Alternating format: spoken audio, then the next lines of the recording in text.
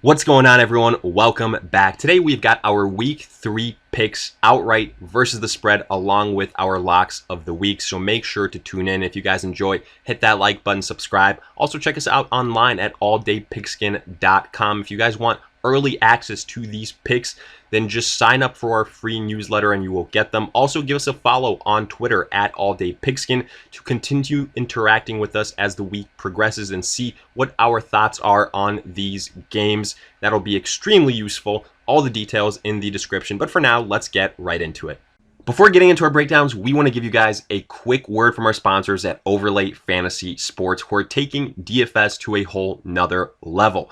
And by now, you might have already heard us talk about their all-new matchup shop function, but that's because it's absolutely awesome. And we want to continue to shed some light on it as we think it's absolutely unique, exciting, and we take advantage of it every single game day. And you should too, because betting on the same old Team A versus Team B game can get a little bit boring, a little bit stale, but looking at the matchup shop function at Overlay Fantasy Sports, it allows you to pick individual player matchups throughout pretty much any given game, not just through the NFL, because as you can see here, you can bet on golf, MLB, or even the NBA, but focusing specifically on the NFL. The betting here works the exact same way you used to it. You can look at specific spread picks in a single matchup between quarterbacks, running backs, tight ends. So for example here, if you think that Joe Burrow and Carson Wentz is an intriguing matchup like we do, with Carson Wentz getting +2, so if his overall fantasy scoring is within 2 points of Joe Burrow and you bet on Wentz, well, guess what? You are going to cash in. And like we said, don't worry, you can bet on not only quarterback matchups, you can look at wide receivers, Julio Jones or Calvin Ridley, DeAndre Hopkins or Will Fuller. There's some great matchups here, and just like a regular bet, add on to it. Get a little bit of a parlay action going and double your winnings. It's extremely exciting, extremely fun, and extremely easy to get into it. So take advantage of this. All that homework you guys are doing to benefit your fantasy lineups, well, let's have it benefit your wallet as well. So check out Overlay Fantasy Sports now. The first game of the week featured the Miami Dolphins at the Jacksonville Jaguars on Thursday Night Football. The Dolphins at 0-2, coming off a loss to the Bills, while the Jaguars 1-1. Tough, close loss to the Tennessee Titans. And this was a game that we actually broke down earlier in the week. And if you guys want those early breakdowns, all you guys have to do is follow us on Twitter at alldaypigskin. You'll see our commentary as the games approach throughout the week, or just sign up for our free newsletter at alldaypigskin.com. All those details in the description, but a quick breakdown of what we predicted for that, just so you guys know. Basically, we said, even with the news of DJ Shark being out for this game, we thought this would be a relatively competitive game, and weapons-wise, we actually favored the Jacksonville Jaguars. Gardner Minshew had been playing a little bit more consistent than we had seen from Ryan Fitzpatrick, and we thought it'd be relatively high-scoring because neither one of these defenses really scared us all that much. And we said, all right, we'll pick the Jaguars outright in a very close game, but we advised people to go and hedge your bets with the Miami Dolphins because it wouldn't shock us at all for them to pull off a quote-unquote upset because the Jaguars were favored by -2.5. So obviously the way it worked out, the Jaguars kind of came out flat. They only scored 13 points in that game, whereas the Dolphins 31. So our outright pick did not hit, but on the spread, we got the pick with the Miami Dolphins to hit. So started off the week at 1-1. Our first Sunday game, we have got the Chicago Bears at the Atlanta Falcons. The Bears are undefeated here, 2-0, while the Atlanta Falcons 0-2, still winless, and coming off maybe one of the most astounding losses in NFL history versus the Dallas Cowboys, and we're still trying to get our head wrapped around how exactly that happened. But that's a conversation for another time. What's really interesting here is that despite all of that, the Falcons are favored at -3.5.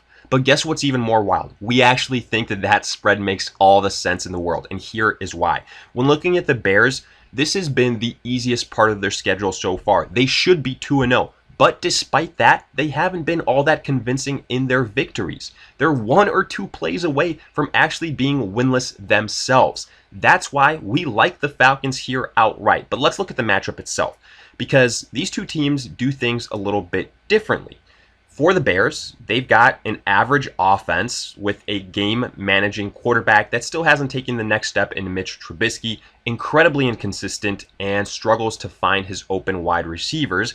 It's the defense that they rely on, whereas the Falcons, they have an elite offense. Julio, Ridley, Gage, Gurley, Hurst, and Matt Ryan. But their defense is really struggling yet again. So what will we see in this matchup? Two scenarios. Either the Chicago Bears defense clamps down and just shuts down this Atlanta offense, or the Atlanta offense explodes, beats the Chicago defense, and the Bears offense can't keep up.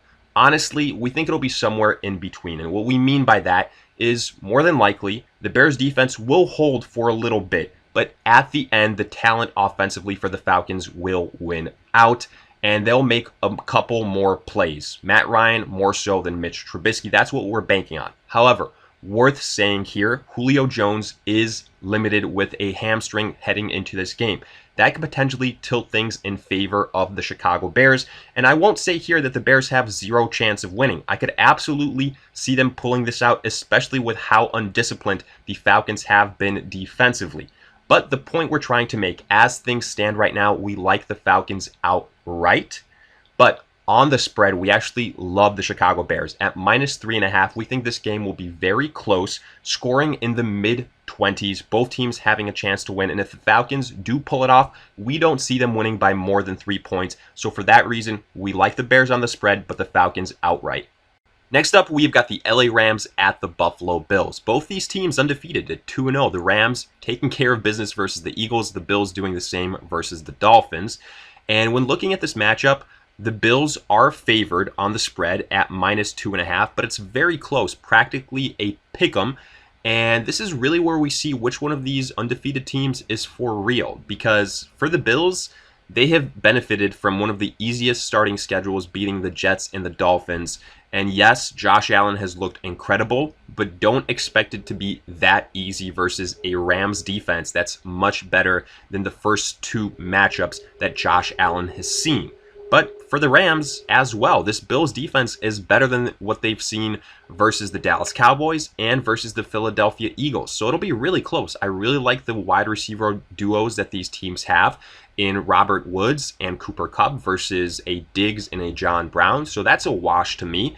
On the offensive line, though, I do give the edge to the Buffalo Bills. In the rushing attack, neither running back screams out, as a big favorite in my eyes. But what I do think gives the Bills the edge here, not only at the running back, but also at the quarterback position, is the mobility of Josh Allen. And at the end of the day, I do believe in Josh Allen more so than I do in Jared Goff. I still don't think that last year was all that big of a fluke when talking Jared Goff, while Josh Allen continues to take steps forward. And both these defenses have some really nice pieces. The Rams on that defensive line with Aaron Donald, Jalen Ramsey in the secondary. So honestly, I wouldn't be surprised to see either one of these teams win. I think it'll be very close, and I think it'll probably actually be pretty high scoring. But at the end of the day, the team that I like more is the Bills because of the advantage of Josh Allen. I don't expect him to have an incredible outing like he did in his first 2 weeks, but I do expect him to be good enough to outplay Jared Goff. So for that reason, give me the Buffalo Bills. If you guys want to take the Rams on the spread, I understand it to hedge your bets, but I do think the spread is low enough at -2.5. It's almost a pick'em, so for that reason, I will take the Bills there. Continuing on, we've got the Cincinnati Bengals at the Philadelphia Eagles. Both these teams winless at 0-2. The Bengals couldn't complete the comeback versus the Browns, while the Eagles got pretty much handled versus the Rams. So it might be a bit of a surprise to see the Eagles favored by -6.5 here. I think that is a little bit of a high spread. Now, I'm not saying that I don't think the Eagles will win. I actually do like them outright for what it's worth, because in my eyes, I think Carson Wentz, as much as he has struggled these first 2 weeks, will bounce back here. And the primary reason for that is the first two defenses he's faced have been that of Washington and the Rams. And now he gets the Bengals, who are nowhere near that breadth. They're bottom of the league defensively. And I think Wentz bounces back here. This will be a big Miles Sanders game. What worries me about the Eagles, though, is their lack of healthy wide receivers. Sure, they have some tight ends that are great and will fill in, but still, that's not an ideal situation. And ultimately, that's why I think the Bengals can hang in this game, because they have got a lot more firepower. What will prevent them likely from winning the contest is just the peculiarity of this season, with no preseason, with some inconsistencies being much more common for these rookies. Joe Burrow is no exception. I realize he's been very exciting to watch, but he will have up and down moments this season. He has all the weapons you could want around him: Boyd, AJ Green, Bernard, Sample, Joe Mixon. But the problem is, I think for the Bengals, they haven't gotten Joe Mixon going enough. I absolutely think that they can pull off an upset here, but for that to happen, I think Joe Mixon has to have a big time game, and I'm just not 100% confident that that will happen. But I do think some of those wide receivers will be able to pick up the slack and keep the Bengals in this game. So for that reason, I actually do think the Bengals keep this game close. I don't think the Eagles will win by more than a touchdown. So I will take the Eagles outright in a bounce back effort from Carson Wentz to outplay Joe Burrow and protect the ball a little bit better. But on the spread, I will take the Cincinnati Bengals to keep it close. Next up, we have got the Washington football team at the Cleveland Browns. Washington 1-1 after losing to the Cardinals. The Browns also 1-1 after taking care of business versus the Bengals. And they're favored here by, I think, a pretty hefty number at -6.5. Now, yes, Washington did get beat pretty easily by the Cardinals, but that was with Kyler Murray. And let's not make the mistake of putting Baker Mayfield in the same conversation as Kyler Murray. And let's also not make the mistake of putting the Washington defense in the same conversation as that of the Cincinnati Bengals. We continue to say this. This Washington defense is being underrated. They are very talented. And for that reason, we don't see the Browns blowing out Washington and winning by more than a touchdown. Yes, we like what they have more so than Washington, and ultimately we believe in Baker more than we believe in Haskins. So we will take the Browns outright, because if Washington wants to win in games where they are the underdogs, we're going to need to see more than their defense keep them in those games. Haskins will have to just play much better, and we haven't seen that as of yet.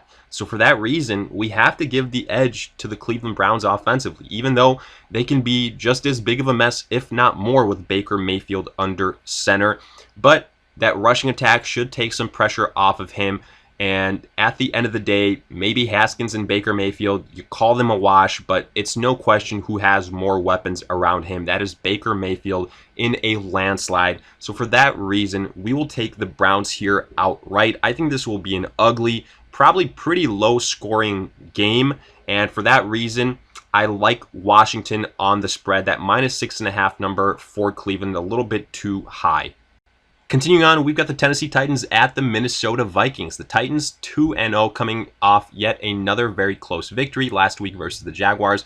While the Vikings 0-2, they just can't get out of their own way. But what honestly is the biggest issue for the Vikings that I feel like isn't being talked about enough is the amount of turnover they've had on that defense, and how all of a sudden now that's a big problem point. So much so that, in fact, before they realize it, they're down in many games. And that means that Kirk Cousins can't play in his preferred role of a game-managing quarterback, and that the Vikings can't really ride Dalvin Cook as much as they would like to, and Kirk Cousins has to air out the football a little bit too much, and his options are limited without Stephon Diggs. That next best wide receiver after Adam Thielen hasn't really stepped up. And for all those reasons is why I like the Tennessee Titans in this game. I think they're just a little bit more balanced. Now, that's not to say that Ryan Tannehill is a world beater compared to Kirk Cousins. I think they're both very similar quarterbacks, game managing guys that can be very up and down, have some incredible performances, and then have some head scratchers pretty quickly right thereafter. But right now, Ryan Tannehill is the guy that has the hot hand, so we will roll with him. Offensively, both running backs are elite, so that's a wash. And as far as pass catchers, sure, the Vikings have Adam Thielen, who's better than anyone that the Titans have, but afterwards, not all that much to choose from. While the Titans, they've got some guys. If A.J. Brown plays, that's nice. They've also got Humphreys, Jonnu Smith, so we like what the Titans have there. For that reason, we will take the Titans outright. The spread +2.5 for the Vikings. Now, it wouldn't shock me if they keep it close and potentially pull off the upset, but I'm not confident enough in terms of what I've seen from the Vikings so far to go out on that limb. So for that reason, I will take the Titans outright and also on the spread. Next, we've got the Las Vegas Raiders at the New England Patriots. And against all odds, the Raiders are undefeated at 2-0, coming off a huge underdog victory over the New Orleans Saints on Monday Night Football. Great job by them. Well, the New England Patriots 1-1, but honestly, they're 1 yard away from being undefeated themselves in what was a classic game versus the Patriots and the Seattle Seahawks. Kudos to the Patriots and Cam Newton. Boy, didn't we tell you this would be his comeback tour? He's coming back with a vengeance, and when healthy, Cam is a top 10 MVP type of quarterback, and that's exactly what we are seeing here from Newton. Now, when looking at this matchup, let's break it down, because offensively, neither one of these teams have all that many pieces that scream out and say, we're elite and we can take over this game. Because for Derek Carr, he's got, as far as pass catchers are concerned, Darren Waller. And then afterwards, a bunch of unproven rookies that have up and down games. Yes, he's got Josh Jacobs, which he's a great running back, top 10 guy, but he can only get them so far. And I do believe the Patriots will focus on Josh Jacobs and force Derek Carr to beat them. And on the other side, Cam Newton, well, he's got Julian Edelman and then a couple of unproven guys in Harry and Bird.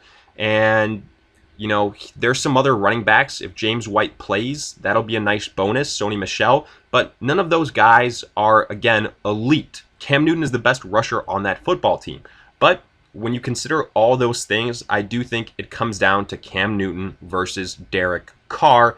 And at the end of the day, we like the X factor that Cam Newton brings to the table more so than Derek Carr. So for that reason, we're going with the New England Patriots here.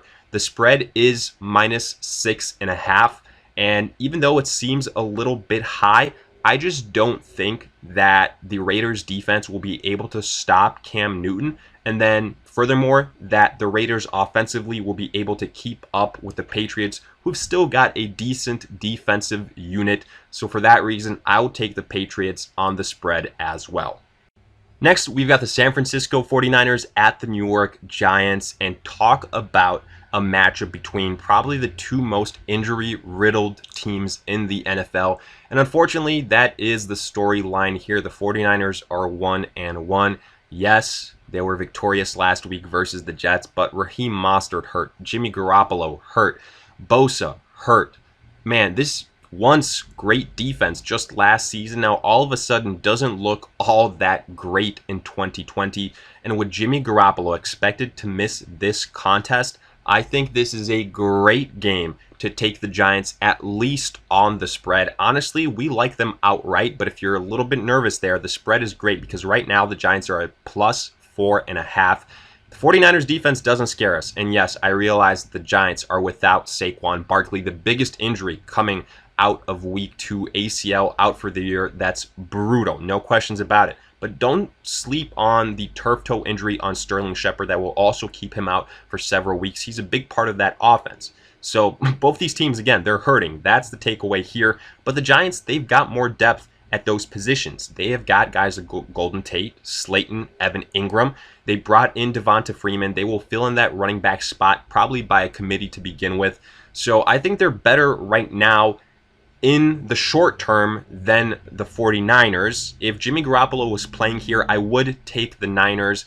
But if they also sit Kittle because of concerns about the field in New York, then I think you almost have to go with the Giants. I like them in this game. Daniel Jones over Nick Mullins. Give me that pretty much every single day. I like the weapons that the Giants have more so. The 49ers defense doesn't really scare me all that much, so I'm taking the Giants here outright. It might seem like an underdog pick, like an upset pick, but I really don't think it is. So I would take advantage of the spread for sure while you still can. Giants +4.5 there, so I'm taking them there as well. Continuing on, we have got the Houston Texans at the Pittsburgh Steelers. The Texans 0-2 after losing to the Ravens. Steelers 2-0 after taking care of business versus the Broncos. And unfortunately, it doesn't get easier for the Texans here. The Steelers, another great team.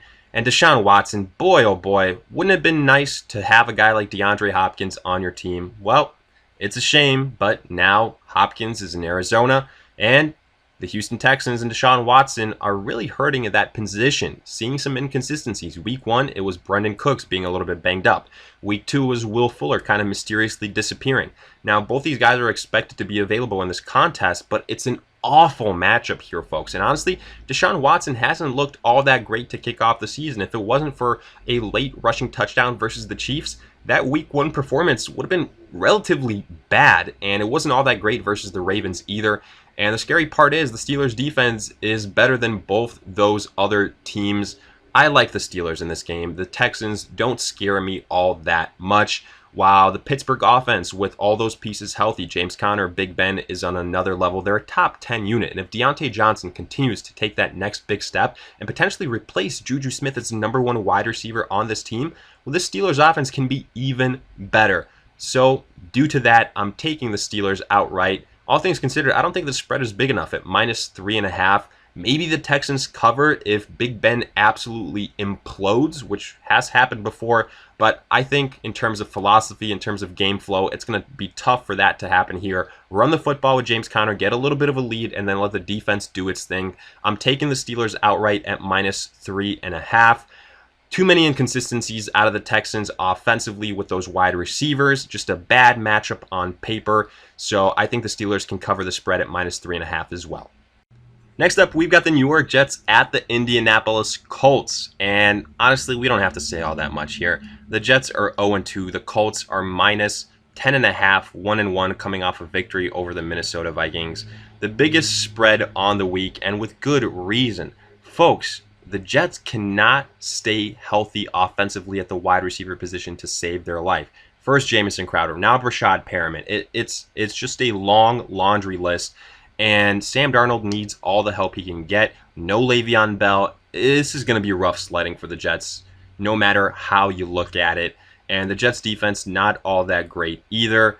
Yes, I realize Phillip Rivers could gift the Jets a bunch of opportunities, but the game plan should be simple here for the Colts. Run it with Jonathan Taylor. And when you think you've run it enough with Jonathan Taylor, run it a little bit more with Jonathan Taylor.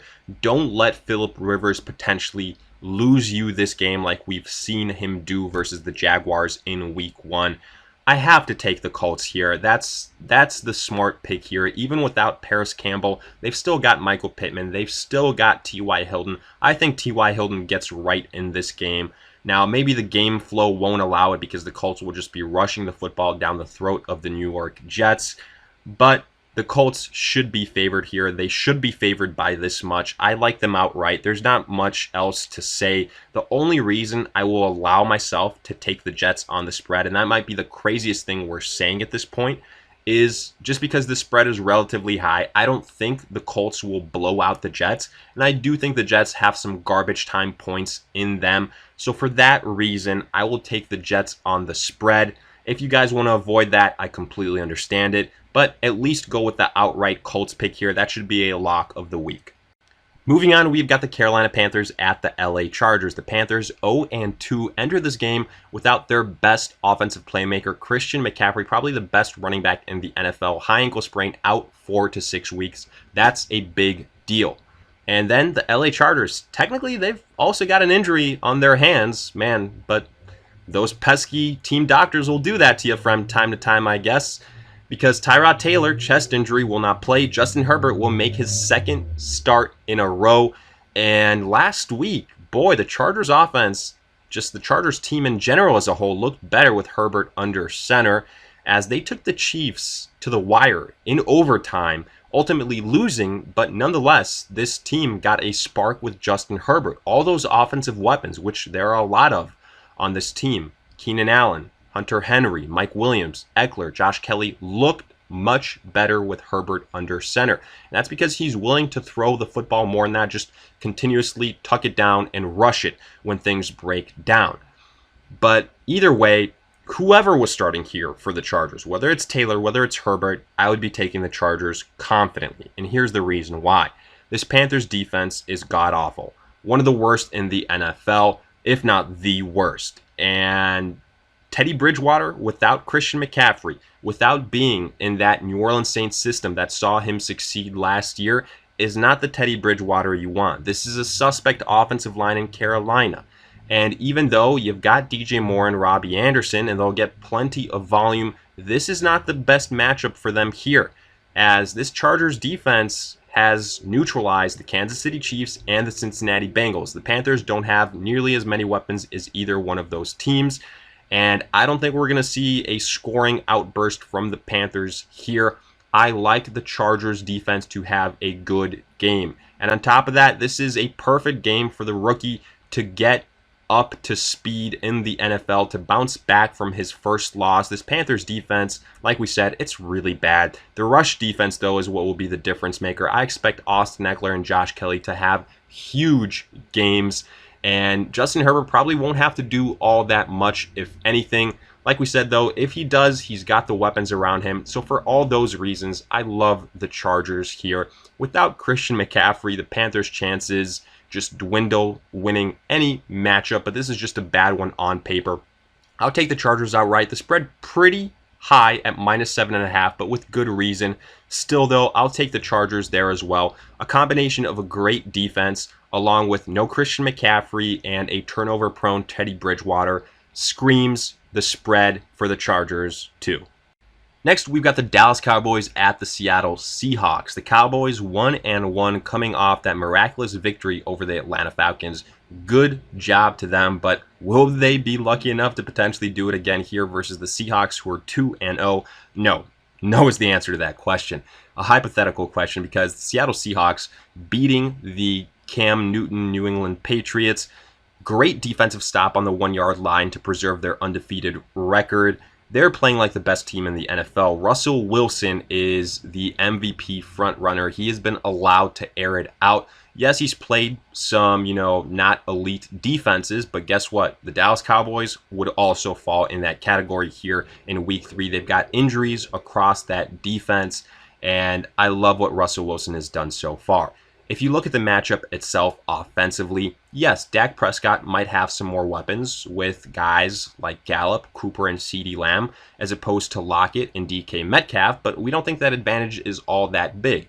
And same goes with the offensive line and the running back advantage for the Cowboys over the Seahawks with Ezekiel versus Chris Carson. The big advantage here that you should be looking at is Russell Wilson versus Dak Prescott, and we like Russell Wilson. We like what he can do with his legs.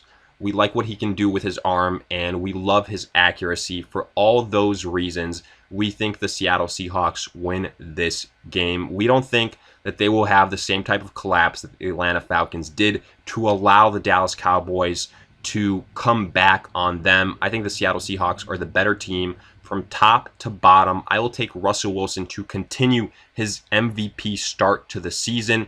DK Metcalf, Tyler Lockett, I expect them to have big games. Ultimately, Russell Wilson will break a close game towards the end of the fourth quarter. That's what I predict. He will be able to make a couple more plays to protect the football a little bit better than Dak Prescott. Give me the Seahawks outright. The spread -4.5, not all that high in my opinion. I think the Seahawks can win between 5 and 7 points, so I'll take them on the spread as well. Next up, we've got the Tampa Bay Bucks at the Denver Broncos. The Bucks 1-1, easily handling the Carolina Panthers last week, while the Denver Broncos 0-2, and they cannot catch a break in terms of injuries. Last week, losing Courtland Sutton for the season, and then also Drew Lock for several weeks, which means it is the Jeff Driscoll show now. And that means this one is probably decided already, because I don't see a way that Jeff Driscoll, relying on pretty much rookie wide receivers and guys like Jerry Jeudy, Hamler, will be able to take down this Bucks team that also gets Chris Godwin back and saw Leonard Fournette potentially take over the starting running back job from Ronald Jones. And if that's the case here, this will be a good litmus test of that. I think this makes this offense even that much better. Tom Brady should be able to beat this Broncos defense. Yes, it's a decent unit, but again, I don't think it'll be able to withstand this offensive attack from the Bucks. And the Bucks rush defense also pretty good, should be able to neutralize Melvin Gordon and force Driscoll to beat them through the air. I don't see that happening. And for that reason, I think this is a pretty easy pick. I like the Bucks outright on the spread. +5.5 are the Broncos. Not that big. I think the Bucks pull away as this game continues, so I will take them on the spread as well. Next up, we've got the Detroit Lions at the Arizona Cardinals. The Lions 0-2, but hey, good news, you get Kenny Golladay back. Bad news though, you're facing Kyler Murray and DeAndre Hopkins, a deadly combination. And folks, we're seeing right before our very eyes why so many people picked Kyler Murray as that next potential young quarterback to have a breakout season. He has delivered on that thus far, and the scary part is he's delivered versus some very good defenses. And the Detroit Lions don't fall under that category, which is why we think the Arizona Cardinals will score a boatload of points here. To be fair, though, the Detroit Lions will contribute to that overall point total because with Kenny Golladay, they are a better offense, and they will need to air it out if they want to keep pace with the Cardinals, and we know that Stafford can do that pretty well. However, I expect for us to see the trend here, which has been for the Lions to keep pace for the first quarter and a half, maybe two if they're lucky, and then for the better team to take over, which is definitely the Cardinals. Offensively, I think the Cardinals are better from top to bottom, and I think this is also where we finally see that third offensive piece for the Cardinals take over. I mean Kenyon Drake, of course. I think this Detroit Lions defense will have its hands full in every aspect of the game. I could see the Cardinals defense also capitalizing on some potential turnovers with Matthew Stafford forcing the ball in order to keep the Lions in this game. And it'll probably be a big time rush by Kyler Murray, who's been great on the ground, or by Kenyon Drake in the fourth quarter to separate the Cardinals from the Lions. I like them outright. I think this is probably one of our locks on the money line. And on the spread, it's not all that high, -5.5. I feel pretty confident that the Cardinals can cover and pull away late, so give me them on the spread too. Looking at Sunday Night Football, we've got the Green Bay Packers at the New Orleans Saints. This should be a pretty entertaining game. The Packers 2-0 continue to dominate between efforts from Aaron Rodgers and or Aaron Jones, while the New Orleans Saints 1-1 coming off an astonishing loss versus the Raiders on Monday night last week. And honestly, a little bit surprisingly here, they're favored at -3.5, which I find peculiar. I think the Packers are a great play on the spread, but more on that later. Here for the Saints, the worrisome thing that we saw in week 2, man, this offense really sure seems to miss Michael Thomas. Now, some people might chime in and say, well, how much of that is Michael Thomas and how much of that is Drew Brees potentially taking a little bit of a step back? And that's a fair point. But for what it's worth, this is a very well-coached team. I do think the Saints will bounce back here. But the question is, will it be enough versus the Green Bay Packers, who have looked great, and Aaron Rodgers has proven that he is not done. But ironically enough, the Packers could be in a very similar situation. Davante Adams has been dealing with an issue. He's not 100% given for this contest. So I will say, follow up on that matter as we get closer to game time, because that will definitely affect the way I bet this game. But as of right now, I'm treating this game as if Davante Adams is playing. So with that being the case, I like what the Packers have offensively at wide receiver more so. I like what the Packers have at quarterback more so in terms of what we've seen these first 2 weeks. I give Rodgers the edge over Drew Brees. Running back, I definitely like Alvin Kamara more so because of his versatility, but not enough to give the New Orleans Saints the edge offensively. Defensively, I think you can make the case that both these teams have some nice pieces and that neither one really has a big advantage.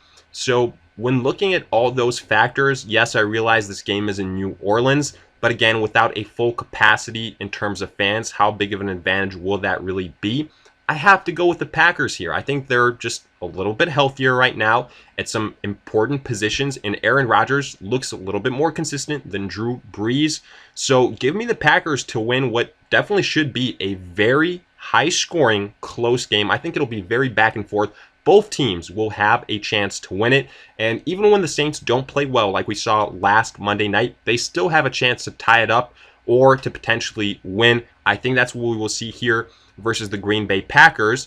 And because the spread right now is -3.5 for the Saints, I think that's a big number. If they do win, I don't think they win by more than 3 points. I love the Packers on the spread too. Finally, looking at Monday Night Football, we have got an early candidate for Game of the Year with the Kansas City Chiefs at the Baltimore Ravens. The last two MVPs, Patrick Mahomes versus Lamar Jackson, they're square up here. Yes, the Chiefs are coming off a very tight win that made them sweat in overtime versus the Chargers, while the Ravens took care of business versus the Texans. But looking at this matchup itself, let's try and break it down. Offensively, you've got Patrick Mahomes, you've got Lamar Jackson. Yes, Lamar Jackson probably gets this slight edge because of what he can do with his legs, but we like Patrick Mahomes more as an accurate passer of the football. Who has the better weapons? Tyreek Hill, Travis Kelce, Clyde Edwards-Helaire. The edge goes to the Chiefs, no doubt in my mind. Yes, the Ravens have Mark Andrews, their version of Travis Kelce, Marquise Brown, maybe a little bit of a lesser Tyreek Hill, but I'm not really all that content with what they have at running back. You could argue that Lamar Jackson fills in that role. But again, I think that Patrick Mahomes can do things better with his arm than Lamar Jackson can. And if there's any team that has the ability to overcome what Lamar Jackson can do with his legs offensively, it would be the Chiefs in this juggernaut of a team. I think this will be a very high-scoring game. Both defenses are relatively good, so let's call this a wash on that end of the football. And again, I think we're going to see a very back and forth game. Both teams will have a chance to win this. But when it's crunch time, when it's a one possession game, and you've got Patrick Mahomes or Lamar Jackson, I have more faith in Patrick Mahomes. Both these teams, at this point, maybe we have to look at the kicking situation. Have elite kickers too. You've got Butker, you've got Justin Tucker, the two best in the business. So again, all signs point towards which quarterback do you trust more. For us, that is Patrick Mahomes. So we like the Chiefs there. Either way, we don't see a blowout here. So if you bet this game, maybe the better bet might be looking at the spread where the Ravens are at -3.5. I love the Chiefs on that spread. So for that reason, I will take them outright and on the spread. Having gone over our pick'ems, let's shift our attention to our locks of the week, starting with the New York Jets at the Indianapolis Colts. This one is simple. The Jets are way too injury riddled right now. Sam Darnold hasn't taken the steps forward, and the Colts, this should be an easy victory. I will take the Colts all day long. Then Carolina at the Chargers. Give me the Chargers. No Christian McCaffrey will spell doom for the Panthers. This Chargers defense is just too good. Whether it's Herbert or Taylor under center, the Chargers are the team that will win this game. Then the Bucks at the Broncos. The Broncos, without Drew Lock, without Courtland Sutton, have the deck stacked against them. Take advantage of that. The Bucks should be the team to win here, especially with Chris Godwin returning. And then finally, Detroit at the Cardinals. The Cardinals, offensively and in general, from top to bottom, are the better team here. Kyler Murray, that next great young quarterback, it looks like. We love Hopkins. We love Kenyon Drake. We love the Cardinals outright. So with that, we wrap up this week 3 breakdown. And as always, let us hear it in the comment section. Did you agree? Did you disagree? Along with any other questions you might have. We will do our best to answer them. And in the meantime, a quick reminder, check us out online at alldaypigskin.com. If you guys want early access to these picks, sign up for our free newsletter. And also give us a follow on Twitter at alldaypigskin to continue interacting with us as the week continues. And as always, we'll see you guys in future videos in the meantime.